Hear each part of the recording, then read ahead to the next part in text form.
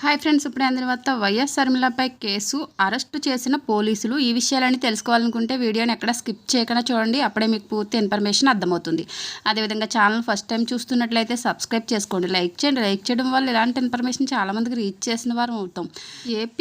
ACC chief Kadapa parliament నియోజకవర్గం కాంగ్రెస్ అభ్యర్థి YS షర్మిలపై case నమోదు చేశారు పోలీసులు. ఎన్నికల ప్రచారంలో షర్మిల తన దూకుడును కనపరుస్తూ వస్తున్న సంగతి తెలిసిందే. ముఖ్యంగా అన్న జగన్పై, అలాగే అవినాష్ రెడ్డిలపై విమర్శలు చేస్తూ వస్తున్నారు.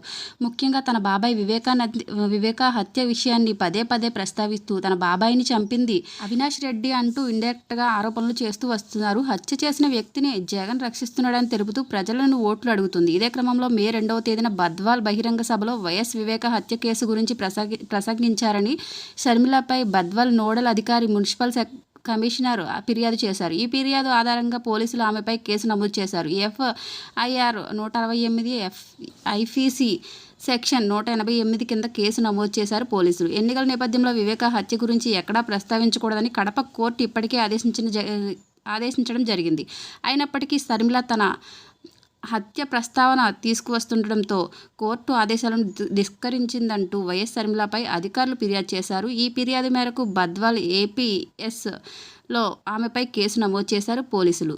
షర్మిలపై కేసు నమోదు చేయడంపై కాంగ్రెస్ శ్రేణులు సహా విపక్ష పార్టీలు నేతలు ఆగ్రహం వ్యక్తం చేస్తున్నారు. ఇలాంటి లేటెస్ట్ ఇన్ఫర్మేషన్ వీడియోస్ కోసం ఛానల్ సబ్స్క్రైబ్ చేసుకుని లైక్ చేయండి, షేర్ చేయండి. Thank you for watching. Please support చేయండి.